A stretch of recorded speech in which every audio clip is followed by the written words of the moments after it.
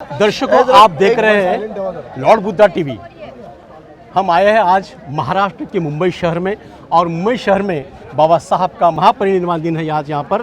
तो चैत्य भूमि पर उनके जो पोते हैं, बाबा साहब अम्बेडकर जी के पोते माननीय सरसेनानी आनंदराज अम्बेडकर साहब मेरे साथ लॉर्ड बुद्धा पर बात रखने के लिए मौजूद है। आनंदराज साहब एक ऐसे व्यक्ति है जो पूरी तरह से बुद्ध फुले शाहू अम्बेडकर विचारों से प्रभावित है। सरसेनानी जो रिपब्लिकन सेना है, इसके वो संस्थापक अध्यक्ष हैं, और इस सेना के माध्यम से उन्होंने बाबा साहब के विचारों को बढ़ावा देने का काम किया है। तो आज मेरे साथ लॉर्ड बुद्धा पर बात रखने के लिए मौजूद है। आइए सीधा बात करते हैं। साहब जय भीम। जय भीम, नमो बुद्धाय। सर, सबसे पहले लॉर्ड बुद्धा टीवी पर मैं आपका स्वागत करता हूं और आपके कार्य की सराहना करता हूं, जो बाबा साहब की नींव आप समाज तक पहुंचा रहे हो। हम लोग कोशिश तो वही कर रहे हैं। और बाबा साहब का आप सभी को पता होगा कि हम लोग ने बाबा साहब का अंतर्राष्ट्रीय दर्जे का जो स्मारक होने जा रहा है हिंदू में, वो रिपब्लिकन सेना की वजह से ही हो रहा है। जी, ये आप ध्यान रखिए। अभी जो भी हो, अभी भी काफ़ी काम बाकी है, मगर बाबा साहब अम्बेडकर का यहाँ 12.5 एकड़ ज़मीन पे इतना बड़ा भव्य दिव्य स्मारक होना, ये नामुमकिन चीज़ थी, मगर हम लोग ने मुमकिन करके दिखाई। और ये बाबा साहब अम्बेडकर के जो अनुयायी है, जो बाबा साहब के लिए मर मिटने के लिए तैयार है, उनकी बदौलत हमने बहुत बड़ी रिस्क ली थी। वो टाइम वहाँ बम्बई का पुलिस दल था, वहाँ रैपिड एक्शन फोर्स था, वो सभी होते हुए भी हम लोग हिंदू मिल में घुस के उसके ऊपर कब्जा किए। और आज वो 12.5 एकड़ पूरी ज़मीन है जो बाबा साहब अम्बेडकर के स्मारक को मिली है। आधा काम हुआ है। जी। और एक बड़ा बाबा साहब अम्बेडकर का अंतर्राष्ट्रीय दर्जा का स्मारक वहाँ होने जा रहा है। सर जी, देश के अंदर अभी भारत बदला जाएगा, ऐसी बहुत सारी चर्चा हो रही है, और इसी विषय को लेकर आपने जो संविधान बचाओ यात्रा का निर्माण किया है सर, और इसकी शुरुआत आपने दीक्षा भूमि से की है सर। तो इस बारे में क्या कहेंगे आप? देखो, बाबा साहब अम्बेडकर का जो संविधान है, जी, बाबा साहब अम्बेडकर ने अपनी तबीयत ठीक नहीं होते हुए भी जी 2 बरस 11 महीने और 17 दिन रात मेहनत करके पूरे वर्ल्ड के जो संविधान है उसका स्टडी करके, फिर अपना जो माहौल है इस देश का, उसके इसमें पूरा विचार करके कौन सा क्या इस देश में सही होगा। और हमें ये बाबा साहब अम्बेडकर ने एक सही मार्ग लोकशाही का हमें दिया है, जो सही मायने में लोगों का जो मतदान से हम लोग चुन के लाते हैं, वो खासदार होते हैं, आमदार होते हैं, नगर पालिका में कॉरपोरेटर होते हैं। जी। ऐसे सभी लोग होते हैं, मगर सही मायने में बाबा साहब का ये संविधान की वजह से आज हम देखते हैं कि लोगों में एक प्रकार की इस देश में दिलचस्पी पैदा हुई है। जी। क्योंकि पहले एक था कि ये देश में बड़े राजा और बड़े संस्थानिक सरंजामदार थे, और कोई देश ऐसा एक जिन्स नहीं था। मगर बाबा साहब के संविधान की वजह से आज देश में हम सब भारतीय, जो बाबा साहब ने पहले पता, हम लोग को सबको पता कि गए इस देश के पूरे लोगों को कि ये मैं I am Indian first and Indian last ही, ये जो बाबा साहब अम्बेडकर का वाक्य है वो बहुत इम्पोर्टेंट है। और उसी आधार पे आज लोग चल रहे। आज हर आदमी अपने आप को भारतीय समझता है, और इसका एक बड़ा जो ये हो रहा है जी। मिस लोगों में एक प्रकार की अभी लोगों में सुप्त ये है कि हम भारतीय है। ये जो एक बड़ा बदलाव हुआ है लोगों के माइंड में। पहले लोग ऐसे समझते हैं कि मैं कोल्हापुर संस्थान का हूँ, मैं और होलकर संस्थान का हूँ, और किसी का संस्थान का हूँ, मगर आज हम समझ रहे हैं कि हम इस देशवासी है। ये जो एक बदलाव हुआ बाबा साहब अम्बेडकर के संविधान की वजह से, ये बड़ा बदलाव है। और इसी वजह से इस देश में इतने धर्म हैं, इतनी जातियाँ हैं, इतने भाषा है, इतनी संस्कृतियाँ हैं, इतने सब होने के बावजूद भी आज इस देश एक संघ है। ये संविधान का बड़ा मैं सोचता हूँ कि ये संविधान की वजह से हुआ। और इस तरीके का संविधान बाबा साहब ने लिखा है कि लोगों को इस देश से ममत्व है, प्रेम हो गया है, और यही ये संविधान की उपलब्धि है, ऐसा मैं समझ रहा हूँ। सर, संविधान यात्रा की जो शुरुआत है, संविधान बचाओ यात्रा की शुरुआत दीक्षा भूमि से ही क्यों की आपने? देखो, बाबा साहब अम्बेडकर ने भी दीक्षा भूमि में क्रांति की है जी। न भूतो न भविष्य थी, ऐसी क्रांति हो गई है। आपने देखा होगा कि 250 साल से जो मनुवाद इस देश के तमाम बहुजनों को रौंदता हुआ आ रहा था, उसे बाबा साहब अम्बेडकर ने पहले टाइम चुनौती दी और ये इस देश में पैदा हुआ।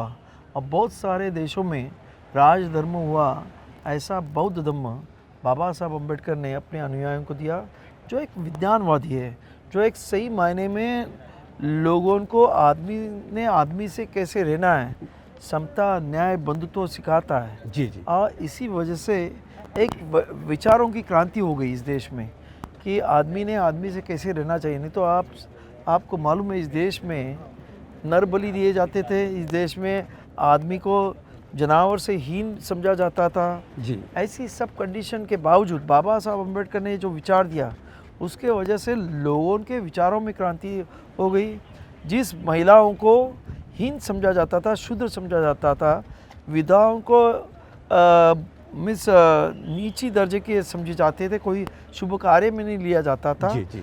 उसी बाबा साहब की वजह से, उनके संविधान की वजह से, उनके विचारों की वजह से नेहरू की विधवा कन्या इस देश की 1965 में प्राइम मिनिस्टर बन सकी। इतना बड़ा चेंज, इतना बड़ा विचारों में एक प्रकार का क्रांति, जी जी, बदलाव, हाँ। ये बाबा साहब के संविधान के वजह से, बाबा साहब के विचारों की वजह से आया। और यही संविधान आज कुछ लोग बदलना चाहते हैं और इसीलिए हाँ जी, हम लोग ने 24 अक्टूबर जहाँ से बाबा साहब अम्बेडकर ने जो धम्म क्रांति की, वहाँ से हम लोग ने इस देश में जो बाबा साहब के क्रांति के बाद प्रतिक्रांति शुरुआत हुई है और उसका हेड ऑफिस नागपुर है। तो यही वजह से हम लोग ने वहाँ से बाबा साहब की क्रांति के भूमि से हम लोग ने दीक्षा भूमि से हम लोग ने वो संविधान बचाओ यात्रा निकाली। जी जी। आज हमारी संविधान यात्रा 32 ज़िलों में होके कल बम्बई में आने वाली है। जी जी जी। लोगों में एक प्रकार का बहुत अच्छा उत्साह हम लोग ने दिखा। नागपुर से निकल के वो भंडारा गई, भंडारा से गोंदिया गई, गोंदिया से गढ़चिरौली गई, गढ़चिरौली से चंद्रपुर गई, फिर यवतमाल, वर्धा करके अमरावती, अकोला, ऐसा करते हुए जी जी, वो वहाँ से फिर अकोला से बुल्ढाना, जलगांव, ऐसा सब करते हुए धुले, नंदुरबार, नासिक, और वहाँ से फिर से पुणे आई, पुणे से फिर नगर, नगर से औरंगाबाद, औरंगाबाद जालना, फिर परभनी, परभनी से फिर वो नांदेड़ तक गई, नांदेड़ से फिर उस्मानाबाद, सोलापुर, जी जी, सातारा, हाँ जी, सांगली, सांगली के बाद कोल्हापुर, कोल्हापुर से वो फुंडा घाट है, वहाँ से वो अच्छा आते हुए तल कोकण जिसको कहते हैं सिंधुदुर्ग, उधर गई। सिंधुदुर्ग से हम लोग फिर राजापुर, रत्नागिरी, फिर चिपलून, चिपलून से फिर खेड़, खेड़ से फिर महाड़, महाड़ से फिर बीच में मानगांव, पनवेल, अच्छा। फिर कल वाशी में थे, आज वो पालघर में हैं और कल वो बम्बई में आने वाली है। जी जी। तो ऐसे हमारी यात्रा हुई और मुझे एक बात का इसमें मीन्स गर्व लगता है कि इसमें खाली बाबा साहब अम्बेडकर के अनुयायी नहीं थे। अच्छा। तो इस संविधान यात्रा में हम लोगों ने जिधर जिधर मीटिंगा ली, उधर संभाजी ब्रिगेड हो, उधर मुस्लिमों के बहुत सारे संगठन हो, कुंभी सेना हो, ओबीसी को संगठन हो, वो सब आके इस संविधान बचाओ यात्रा में शरीक हो गए। जी जी। और ये बड़ी उपलब्धि है, ऐसा मैं समझता हूँ। जी जी जी। 32 शहरों में से ये यात्रा गुजर कर 32 जिलों में, तो लोगों का प्रतिसाद इस यात्रा को कैसा था सर? मेरा ऐसा है कि ये यात्रा काफ़ी सफल हो गई जी, क्योंकि लोगों में आज कुछ लोग ऐसे बताते हैं हाँ जी, कि हमें हिंदू राष्ट्र बनाना है और कुछ बोल रहे हैं कि हमें संविधान बदलना है। जी। तो हम लोग ने वही हम कोशिश कर रहे हैं कि लोगों के मन में क्या है। हाँ। तो लोगों के मन में इस संविधान के बारे में बड़ा प्रेम है। अगर कोई ऐसे कुछ सोचता होगा मन में, तो उनका वो मैं ऐसे समझता हूँ कि वो उनका पागलपन है कि ऐसा वो अगर करेंगे तो लोग रास्ते पे आ सकते हैं और इस देश को संविधान के लिए कुछ भी हो सकता है। इस देश में ऐसी कंडीशन है जी जी, इतना क्योंकि लोग इतना संविधान से प्यार करते हैं, लोग संविधान के बारे में इतना चाहते हैं। सभी लोगों को ऐसा लगता है कि संविधान की वजह से आज हम हैं, आज जो हमारा व्यक्ति स्वतंत्र है, हम जो स्पीच देते हैं, हम जो कुछ भी किसी भी धर्म के हो, मगर हम जो भी कुछ काम कर सकते हैं, हमारा धर्म हम हमारे तरीके से हम लोग जो अपना सकते हैं, वो संविधान के वजह से, जो सर्वधर्म समभाव बाबा साहब अम्बेडकर ने इस संविधान में लिखा है, उसके वजह से। और इसीलिए लोग इस संविधान के बारे में सभी जाति धर्म के लोग बहुत संतुष्ट है, क्योंकि अपने अपने मज़हब, अपने अपने धर्म, अपनी अपनी संस्कृति इस संविधान के वजह से वो अपनाते हैं और अपने आगे वो वैसे ही रहना चाहते हैं। जी जी जी। और उनको डर है कि अगर ये संविधान बदलता है तो हमें बहुत सारी पाबंदी आएगी। महिलाओं को भी हम लोग ने समझाया कि आज महिलाओं जो हमारी डॉक्टर, इंजीनियर, पायलट और हमारे राष्ट्रपति बन गई, हमारी पंतप्रधान बन गए, वो सब बाबा साहब अम्बेडकर के संविधान की देन है। और अगर मनुवादी संविधान इधर आता है तो मनु के संविधान में आपको तो मालूम होगा जी जी कि शूद्रों को और महिलाओं को एक ही तरह से देखा जाता है जी। और उसी वजह से महिलाएं खास करके संविधान को पूरा बैकिंग करने के लिए तैयार है। जी जी जी। तो ये बड़ा एक अच्छा मिस हम लोग, मुझे लगता है कि हम लोग ने जो काम किया लोगों को जागरूक करने का, उससे लोगों में जागरूकता आ गई, लोगों में संविधान के प्रति उसके प्रति सम्मान बढ़ा है और अपने को क्या करना चाहिए, किधर जाना चाहिए, इसके लिए उनकी एक प्रकार की मानसिकता तैयार हो गई है। जी जी जी। 2024 में इस देश का और खास करके देखा जाए तो महाराष्ट्र का भविष्य क्या होगा, क्या हो सकता है आपके हिसाब से? देखो, हम लोग ने 2 दिन पहले जो रिजल्ट लगे हैं जी, इसमें एक देखा कि विरोधी पक्ष जो है, जो दूसरे विरोधी पक्षों को छोटे भी भले भी हो, उनको जिस तरीके से वो डोमिनेट करता है और उसका उसने नतीजा भुगतान किया है तो 3 राज्यों में। जी जी, ऐसा मैं समझता हूँ। जी जी जी। तो उनको अभी अक्ल आ जाएगी, ऐसा मैं समझता हूँ, और ये अक्ल उनको आनी चाहिए, क्योंकि ये जितने जल्दी है उनको अक्ल आएगी उतना ही देश का भला होगा, ऐसा मैं सोचता हूँ। क्योंकि हर एक मत, हर एक वोट कीमती होता है, और ये जब समझेंगे और अपने सब हम ही अपोजिशन 2 पार्टी जो ये देश में वो करना चाहते हैं, बीजेपी और कांग्रेस 2 ही पार्टी रहे, ये इस देश में होने वाला नहीं। क्योंकि यहाँ बहुत सारे कल्चर्स है, जी जी, बहुत सारी संस्कृतियाँ, बहुत सारी जाति है, लोगों की अपनी अपनी आशा है, आकांक्षा है, और इसके वजह 2 पार्टी जो सिस्टम ये 2 बड़ी पार्टियाँ करना चाहते हैं, वो कभी संभव नहीं है। तो इसीलिए ये छोटी छोटी पार्टियाँ, रीजनल पार्टियाँ, इनको बड़ी पार्टियों ने जब तक अपने साथ में नहीं लेते तब तक उनको सही मायने में रिजल्ट नहीं मिलेगा, ऐसा मुझे लगता है। जी जी। 2024 में रिपब्लिकन सेना मैदान में उतरने वाली है क्या? जरूर, किसी भी हालत में हमें तो पूरा विश्वास है कि हमारे 1000 भी हो जाएंगे रिपब्लिकन सेना के। जी। आप देखो, हम तो पूरे तैयारी से है। अच्छा। और हम पूरे ताकत से इस एमपी का इलेक्शन लड़ाएंगे और एमएलए का भी इलेक्शन लड़ाएंगे, और मुझे पूरी उम्मीद है। हाँ जी। अगर जो मैंने अभी बताया, हाँ, कि बड़े पार्टियों ने कुछ गड़बड़ और अननेसेसरी अपनी ये बातें नहीं रखी और सबको लेके चले, तो यहाँ का माहौल बदलेगा, देश का माहौल बदलेगा। जी। आप चुनाव लड़ेंगे तो कौन से शहर से लड़ेंगे आप?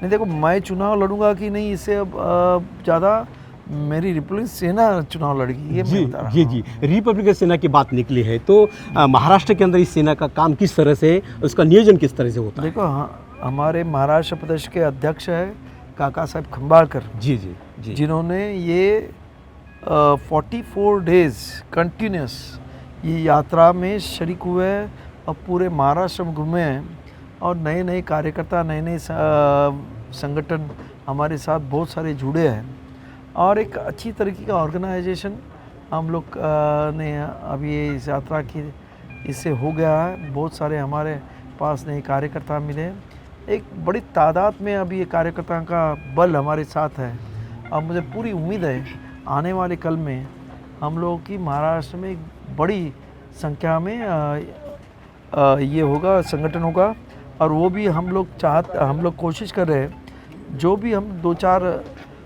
लोकसभा के जो इलेक्शन लड़ाने की कोशिश करने वाले हैं उधर हम बूथ लेवल तक संगठन कैसा करें जी उसके लिए हम कोशिश करने वाले हैं। जी आने वाला जो समय है वो महाराष्ट्र के लिए, देश के लिए कैसा होगा आपके हिसाब से? देखो, देश के लोगों को मैं इतना ही कहना चाहता हूँ कि ये देश है, ये इसमें 80-85% लोग आज भी गरीबी लेवल के नीचे है जी। हमारे देश से ऊपर गरीबी उनके इंडेक्स में पाकिस्तान जैसा और बांग्लादेश जैसा देश भी हमारे ऊपर है और हम इंटरनेशनल लेवल पे गरीबी की जो इंडेक्स है उसमें नीचे है। ये बहुत शर्म की बात है जी।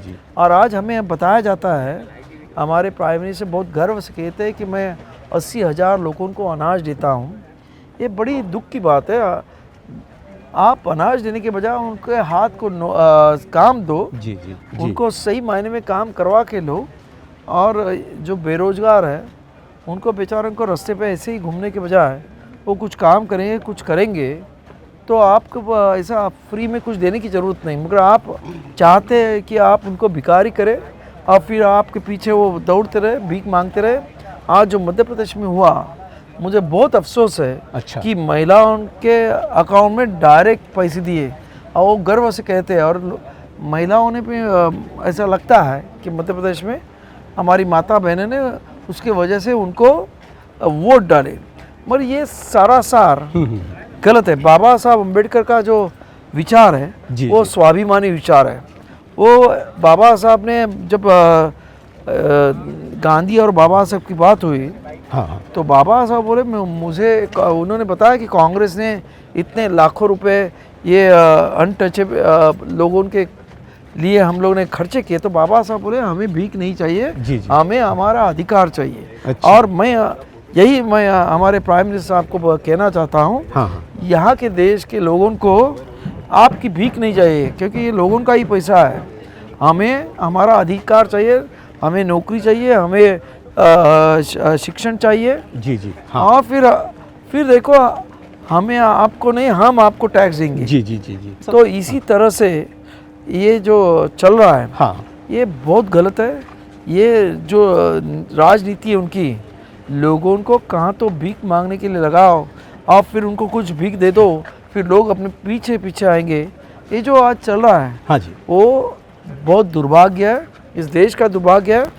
क्योंकि इसी वजह से अगर होते रहेगा तो यहाँ कुछ पूंजीपति लोग इस देश की पूरी संपत्ति अपने हाथ में लेंगे और फिर ये जो मनुवादी लोग हैं सत्ता अपने हाथ में लेंगे और फिर यहाँ के जो 80-50% लोग हैं, जो बहुजन हैं, जो दलित है, जो कष्टकरी है, जो अल्पसंख्यक है, उनके हाल बेहाल हो जाएंगे, उनको भीखे कंगाल करेंगे। और इसीलिए मैं चाहता हूँ कि ये राजनीति बदलनी चाहिए, ये सत्ता बदलनी चाहिए। ऐसे लोग जो लोगों को भिखारी करना चाहते हैं, लोगों को मजबूर करना चाहते हैं, उससे अच्छा लोगों को, जनता को मजबूत करने वाले और उनके ताकत से, उनके इससे अपना इंडस्ट्रियल ग्रोथ है और तरीके का पर्यटन है, ऐसे सभी इसमें हम लोग आगे चलना चाहिए। आज हम देखते हैं कि हमारे प्राइम मिनिस्टर जब बाहर जाते हैं तो वहाँ कहते हैं कि मैं बुद्ध की देश से आया हूँ जी। और जब तथागत भगवान गौतम बुद्ध की बात आती है यहाँ देश में, अभी आपने सभी ने देखा होगा कि अयोध्या में जब खुदाई हुई, कितनी तो बुद्ध की प्रतिमाएं मिली, इतना सब हुआ, उसका क्या हुआ, क्या किया, अभी तक किसी को पता नहीं चला जी। अगर वही सही मायने में रखते और उसका पर्यटन के लिए उपयोग होता तो मुझे ऐसा लगता कि इस देश में पर्यटन इंडस्ट्री इतनी बड़ी होती, लाखों करोड़ों रुपए पर्यटन इंडस्ट्री से हमें मिलते थे। तो इसीलिए ये जो चल रहा है कि खाली धर्म के नाम पे राजनीति करना और लोगों को भिखारी करना, ये किधर तो रुकना चाहिए। ऐसा मेरा जी सरकार से ये अनुरोध है। और बाबा साहब अम्बेडकर की जनता को मैं कहना चाहता हूँ जी कि आप बहुत हो गया, आपने बाबा साहब को सिर के ऊपर लेने से, अभी सिर के अंदर ले लो। बाबा साहब की बहुत सारी बुक है, वो पढ़ने के लिए कोशिश करो। भले आपको समझ में नहीं आएगी, एक बार पढ़ो तो नहीं समझ में आएगी, 10 बार पढ़ो। उस बाबा साहब के विचार आप अगर आत्मसात करोगे तो सही मायने में आपको आपके समृद्धि का, आपके आगे जाने का, बाबा साहब ने जो बताया था, हाँ जी, कि देश का सत्ताधारी होने का, वो मार्ग जरूर आपको मिलेगा। इतना मैं आपको कहना चाहता हूँ। सर मेरा आखिरी सवाल आपसे ये रहेगा कि पूरे देश के अंदर, महाराष्ट्र के अंदर इतना बड़ा अम्बेडकरी समाज है, लेकिन बाबा साहब के पश्चात अभी तक ये समाज सत्ताधीश नहीं बन पाया, क्या कहेंगे इस बारे में आप? इसीलिए मैं बता रहा हूँ कि बाबा साहब को सिर के ऊपर लेने वाले बहुत है, सिर के अंदर लेने वाले बहुत कम है। जिस दिन सिर के अंदर लेंगे उस दिन इस देश की सत्ता, इस महाराष्ट्र की सत्ता बाबा साहब के बच्चों के हाथ में होगी। हाँ, सभी लोगों को बाबा साहब अम्बेडकर की आज जो महापरिनिर्वाण दिन है, तो बाबा साहब अम्बेडकर को श्रद्धांजलि, आदरांजलि अर्पण करता हूँ। और आप सभी लोगों को बाबा साहब अम्बेडकर अक्ल दे, इतनी विनती करता हूँ। जय भीम। तो दर्शकों, ये थे आनंदराज अम्बेडकर साहब, जो बाबा साहब के पोते हैं, जो रिपब्लिकन सेना है उसके संस्थापक अध्यक्ष है। और अभी संविधान बचना चाहिए, संविधान के दायरे में लोग आना चाहिए, संविधान लोगों को समझना चाहिए। इसलिए संविधान बचाओ यात्रा दीक्षा भूमि से लेकर चैत्य भूमि तक उन्होंने निकाली है। तो मेरा यही कहना है कि आनंदराज अम्बेडकर साहब के विचारों को समझे, उन्होंने जो बताया हुआ रास्ता है उस रास्ते पर चले, इतना ही कहूँगा। और आने वाले दिनों में आनंदराज अम्बेडकर साहब के माध्यम से ऐसा ही बाबा साहब के विचारों का कार्य हो, और ये कार्य करने के लिए आनंदराज साहब को ज़्यादा उम्र लग जाए, ऐसे उनके प्रति मंगल कामना जताता हूँ। और समय को देखते हुए मेरी बातों को यहाँ पर विराम देता हूँ। फिर मिलते हैं। जय भीम। जय भीम। आप देख रहे हैं